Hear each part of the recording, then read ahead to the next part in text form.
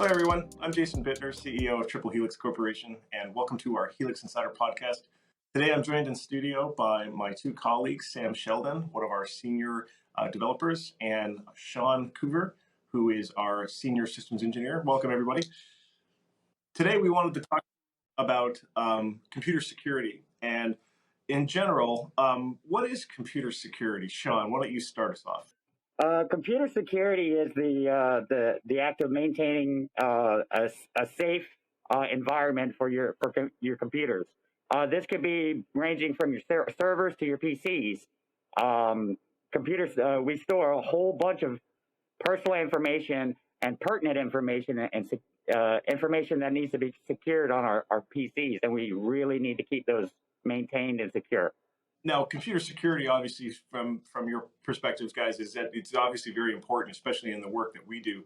And we also maintain that computer security is actually a responsibility of both individuals and companies. Sam, why don't you give me your thoughts on why it's important, both from a personal and from a company perspective, to maintain good security? From a personal perspective, like even outside of your work, maintaining security is going to be important just because there are things that you do not want people accessing on your computer. You might store your passwords in a password manager on your computer. You might have your banking information, your tax documents, things like that. Very important to make sure that nobody can access those, that you don't want to see them. And on a company perspective, it's basically the larger version of that. Your workplace is going to have a lot of proprietary information. They're going to have, their confidential financial information. You might have other people's confidential information on your network. Makes it very important both for, keeping your company secure and also other people's companies secure. I guess it would go without saying, too, is that your individual security practices when you're working at a company impact the company, because if you're not following good security, it could actually create a leak, right? Yep, you can, if you fall for a phishing attack, for example, while you're at work, or go to a site and download a malicious file, you're opening up your work network to attacks. Right, very good point. Sean, what are your perspectives on that? Right on track. If you're working and you find yourself vulnerable to any attack, then you're definitely going to open up the network for that. And that's going to be the entire internal network for your company, not just your edge network where you may be intaking information. Yeah, from your perspective, it impacts you directly because you're the guy that has to make sure everything's locked down for us, right? That's right. I've got a slew of firewalls to maintain and a slew of networks to maintain. So we definitely need to get those security policies just right, so that only the information that needs to get out into the wild of the internet is getting out there. Bottom line is, don't make your systems engineer angry. Got it. Exactly. Please don't. Sam, you touched on just a moment ago about passwords and good password management. In fact, talking about a password manager. Talk to our guests, about our visitors, about what a password manager is and why it's a great option for helping with maintaining security. Yeah, so a password manager is basically a program, whether it's using an online tool or one that's local to your machine, which is preferred, to store all of the passwords that you might use for different sites and keep them locked up under one master password, with the idea that you only have to personally remember your master password and can then use much more complex passwords for all the different sites you might go to. So like your banking information, your email accounts, or in the case of your workplace, having your passwords for, different internal tools as well. It means that you can use much more complex, difficult to crack passwords, and it also helps you prevent password reuse if you only have to really remember that one master password. And that's an excellent point, because I know I'm guilty of this, is that before we started using a password manager, you would tend to use that same password in all different locations, and it got to be very problematic. That's a big danger point, because it means that if any of the sites that you use that password on, if their passwords are compromised, then even if they have good security, you could be open to, if somebody manages to crack that password either on that site or elsewhere, anything that uses it might be impacted by, that password reuse. No, that's an excellent point. Related to physical device security and like your desktop computers, earlier in the internet, I was aware of computer viruses and things like that, and we use software called antivirus to prevent computers from being infected. It detects a pattern or a file that might be infected and preventing it from running and whatnot. But I've noticed a trend in the security world these days where you're not actually buying antivirus anymore. You're actually now buying an entire security suite. And the suite now includes antivirus, anti-spam to prevent things coming in to your inbox on your email, malware prevention, so something that could potentially infect the computer, but not actually visibly infect it to the point where you knew something was going up. Like it's not damaging your computer, but it's actually it may be sinking underneath the underlayer and actually stealing data and sending it somewhere. So from that perspective, we now buy these software security suites, and there's very, very many of them out there. Just a perspective, I'll pass this back to you, Sean, with security suites. What have you seen in your work about using suites, and do you recommend using them, and why? I definitely recommend using them. One thing that not a lot of people know is that viruses, malware, and malicious software are all three different things. Viruses tend to infect in a computer in a way that's going to steal information. Malware tends to infect a computer in a way that's going to either take control of it or use it as a node for a larger network of computers. And we need to keep our computers safe from those. You can pop malware by just clicking on the wrong link, and then all of a sudden your browser's downloaded a whole package that you may not know is running on your PC, and when it becomes active, it could place your computer as a part of a botnet that's just attacking others. Right. So safe to say these security suites are put in place for the strict purpose of actually detecting an incoming threat and preventing it from infecting you, correct? Right. And exactly. A lot of these antivirus and anti-malware softwares are putting plugins in browsers now just to prevent you from going into malicious links that you may happen to click on. We all do make mistakes, but it's important to be very, very vigilant when you're opening your email and just when you're browsing the internet, definitely.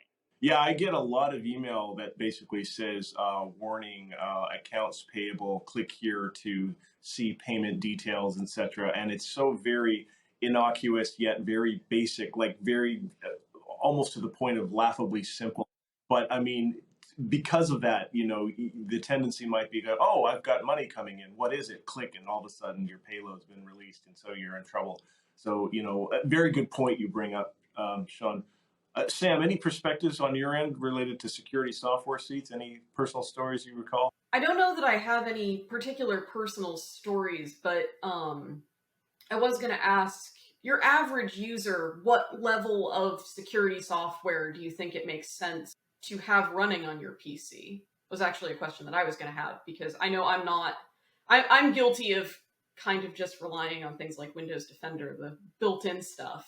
I recommend personally antivirus, anti-malware, and anti-spyware, a suite that encompasses all three. Spyware is becoming a big thing because a lot of these bad actors on the internet, they want to know what information you're passing out into the wild, and so keyloggers are a big thing. They'll grab your passwords without ever having to brute force them, just because you clicked on a bad link that's now monitoring your keyboard for every keystroke. There's ransomware, which that's a big problem for companies these days.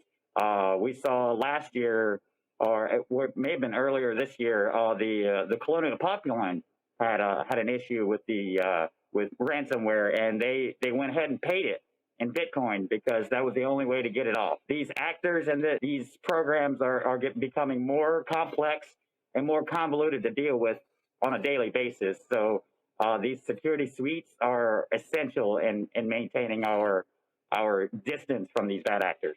That's a good point, and I'm glad you mentioned the keylogger situation, because keyloggers have been around for a very, very, very long time, and the idea behind them is that it just takes all of the keystrokes on the keyboard or what you're typing into, like cut, paste, and what the browser is getting from you, and actually then sending all of those information directly to a third-party site offline, and then they're actually taking all that information, and they're literally everything you're typing, everything you're writing is actually being sent somewhere for someone to interrogate and potentially, find the username and passwords inside of that. So, having a security suite is so very important to make sure things like that aren't running underneath. And the other thing about these suites too, I'm aware of, is you want to make sure that you're scanning regularly on your computer. They do automated scans, but sometimes those are a little bit more superficial. It's recommended that you run the actual deep scan at least once a week, if not more often, if you're doing something more sensitive. So all good feedback, guys. Sean, I wanted to talk to you now about, you mentioned earlier about the edge security versus internal security. Could you give our listeners an idea of what that means? Edge security versus internal security is essentially your edge is where you're able to connect to the internet as a company, as your internal network connects out into the internet. That's your edge. Any servers that you have on a demilitarized zone, any port forwarding you have on your internal network that has traffic coming in, connecting to your IP addresses, that's your edge. Now, any traffic that's passing along inside the network itself, say you're at your workstation and you're connecting to the server that's holding the time clock, that's an internal policy. That's an internal connection, and usually those can be less strict when it comes to firewall policies, but you also want to segregate out where your employees are and what those employees can connect to as well. You mentioned earlier just now, like the demilitarized zone, and what does that actually mean in terms of security? Let's take the term.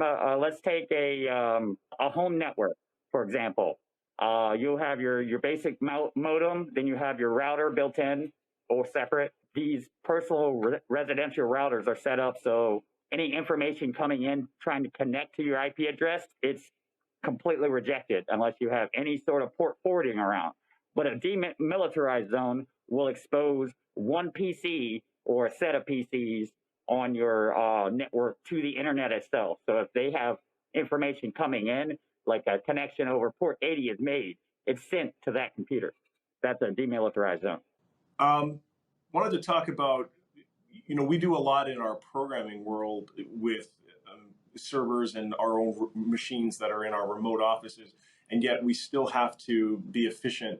And I wanted to understand, like, what kind of security infrastructure gets put in place to make sure, if you're like a development team like us, where you have to work on remote machines, that we still are able to do our jobs, and yet we're still maintaining good security for both our internal network and our customers. One of the main things about that is maintaining a uniform level of access across all the developers and maintaining images of that access so that when instances are spooled up so the development team can get started working on a project, they already have all the permissions and all the necessary access they need to get started with very little in front of them that they need to wait on. So the idea that you restrict the access, but not so much that it prevents them from doing their job, I guess, correct?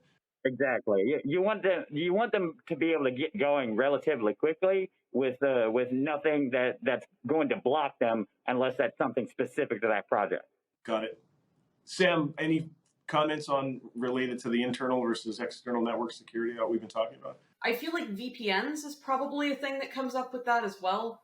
I know that as developers, often to work on something on, say, another company's, if I'm working on something for another company, I often have to log into their VPN in order to actually access anything at all. If I'm not on their VPN. What's a VPN? Yeah, so a VPN is a virtual private network. And from my perspective, in order to get access to, a VPN, all I have to do is open up a network client such as, we often use NetExtender, OpenVPN, things like that. All I have to do is log in with my credentials, and then I am functionally on their network. And I think Sean could probably speak more to the actual details of what goes on with that.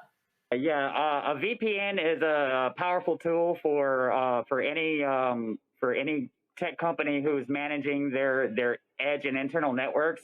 What it allows is a server sitting on a DMZ that's connectable from the internet. You'll log in to that server using your VPN client, such as NetExtender. And what that will do is that will make an edge connection to their network and allow you onto their internal network, because that server is running dynamic host control protocol and handing out IP addresses for their pool to allow you to get internal to their network. Yeah, wow, this is obviously a lot of interesting perspectives on security. We went over quite a bit today. So what I'd like to do is I'd just like to wrap up with final comments and feedback, and maybe I'll start with you, Sam, and I'll pass it off to Sean for final feedback. So final comments on this. I mean, from my perspective as a developer and someone who's not deeply involved in the security of, either workplace, or personal, password manager, change your passwords on a regular basis, use things, don't reuse your passwords, be vigilant about links you click, emails you open, everything in that vein. Got it. Sean, any final comments and thoughts about what our listeners should be thinking about for their network security and for their companies and for their personals? One of the best things that I've always recommended for companies to do is to start moving away from a password system entirely and start using keys instead. If you a lot of password managers these days, you can encrypt your information with either a master password or a key or both. And that key is just something you'll want to keep very secure, maybe on the cloud in an encrypted file. Got it. So a new way of kind of locking down your systems then. Yes. It's not new, but it's definitely taking hold, where you won't use passwords as much as you will a passphrase that unlocks your key. So keys are the way to go from my perspective. Okay, well, I think that's all the time we have for today. I want to thank my two special guests, Sam Sheldon and Sean Coover, from my team. And this is the Helix Insider Podcast. Thank you for listening. Until next time.